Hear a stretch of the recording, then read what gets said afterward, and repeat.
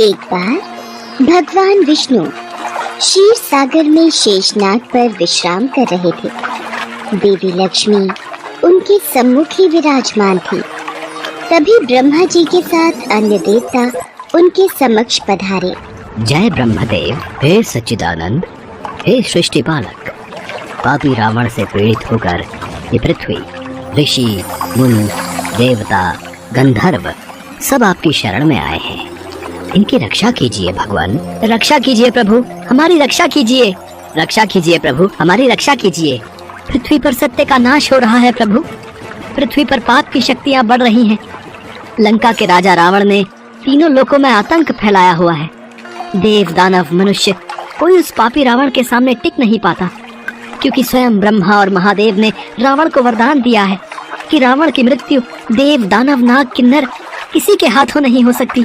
प्रभु, आपकी सृष्टि का भार उठाना मेरा परम धर्म है, पर जब पृथ्वी पर धर्म की जगह अधर्म अपना स्थान बनाने लगे तो मैं भी डोलने लगती हूँ। मैं अधर्म का भार कैसे संभालूं प्रभु? पाप की अग्नि से मैं जलने लगी हूँ। प्रभु, मेरी रक्षा कीजिए। पृथ्वी त्राही त्राही कर रही है प्रभु। जब अभिमानी रावण चलता है तो ऐसा लगता है मानो अपने पांव तले पृथ्वी को कुचल देगा। पृथ्वीवासी घबरा रहे हैं प्रभु। समस्त ऋषि मुनि भी रावण के आतंक से परेशान हैं। अबलाओं और मानवता की लाज बचाने वाला पृथ्वी पर कोई नहीं प्रभु। यदि कोई सत्य और धर्म की राह पर चलने के लिए सोचता है तो वह मनुष्य जीवित नहीं रहता। हर प्राणी को पाप के रास्ते पर चलने के लिए विवश किया जा रहा है। जब पाप की शक्ति बढ़ जाए तो पुण्य की शक्ति का जन्म होना आवश्यक है प्रभु।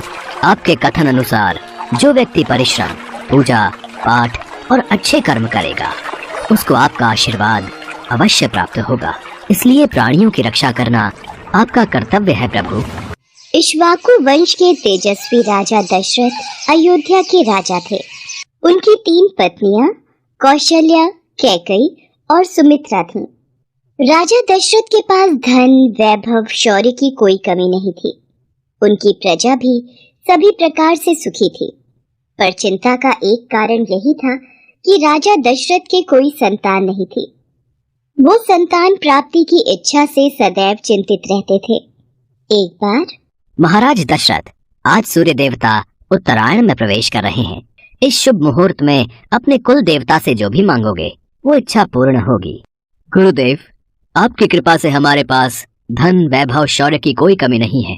बस हमें दुख इस बात का है कि हमारे कोई संतान नहीं है। मुझे तो भय है कि कहीं सूर्य वंश का सूर्य दशरथ के साथ ही समाप्त न हो जाए। आप निराश मत होइए राजन। भगवान सूर्य आपकी मनोकामना अवश्य पूरी करेंगे, परंतु उसके लिए पुत्र कामेष्ठी यज्ञ करना होगा। तो फिर गुरुदेव उसमें देरी क्यों? आप यज्ञ का आयोजन कीजिए। देवी कौशल्या, ये यज्ञ मैं नहीं कर सकता। वेदों के ज्ञाता ऋषि श्रृंग मुनि इस यज्ञ को करवा सकते हैं। वो इसमें अधिक निपुण हैं। तो फिर उनको बुलाइए गुरुदेव और यज्ञ का अनुष्ठान कीजिए। देवी कैकेयी, उसके लिए महाराज दशरथ को स्वयं उनके पास जाना होगा और यज्ञ करने के लिए प्रार्थना करनी होगी। ऋषि वशिष्ठ, मैं आज ही ऋषि शुंग मुनि के आश्रम में जाऊंगा और उनसे विनती करूंगा कि वो मेरी प्रार्थना स्वीकार करें।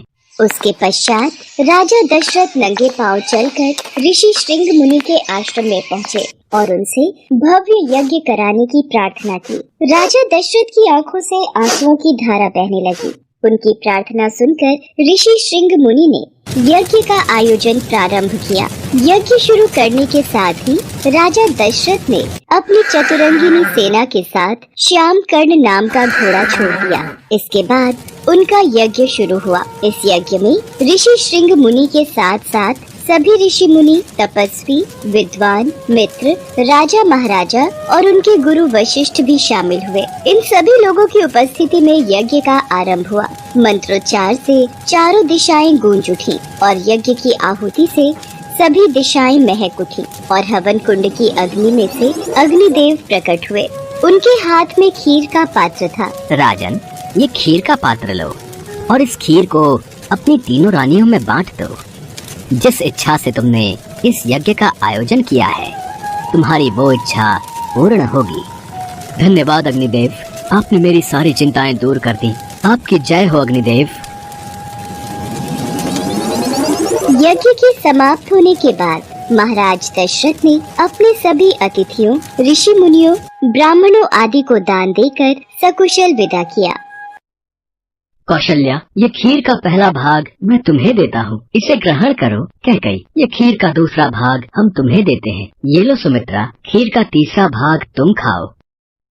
सुमित्रा, तुम सबसे छोटी हो, इसलिए पहले मेरी इस खीर का थोड़ा हिस्सा तुम खाओ। आपने सही कहा दीदी, फिर तो मेरी खीर का भी कुछ भाग मैं सुमित्रा को देती हूँ।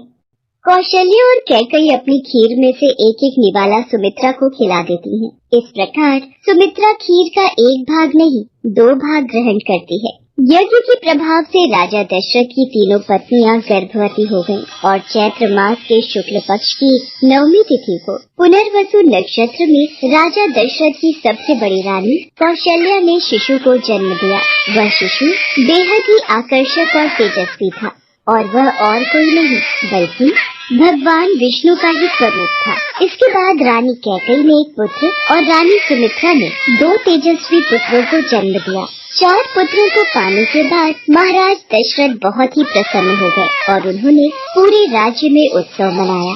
कुछ समय बाद चारों पुत्रों का नामकरण किया गया। महर्षि वशिष्ठ ने दशरथ जी के बड़े पुत्र का नाम राम, दूसरे का भरत, तीसरे का लक्ष्मण और सबसे छोटे पुत्र का नाम शत्रुघ्न रखा। चारों बालकों की किलकारियों से पूरा महल गूंज उठा। सभी देवी देवता भगवान राम के जन्म दिवस पर आकाश से फूल बरसाने लगे। पूरा संसार भगवान राम का जन्मोत्सव मना रहा था और तभी से चैत्र मास की 9वीं तिथि दिवस को रामनवमी पर्व के रूप में मनाया जाने लगा। आप सभी को रामनवमी की हार्दिक शुभकामनाएं।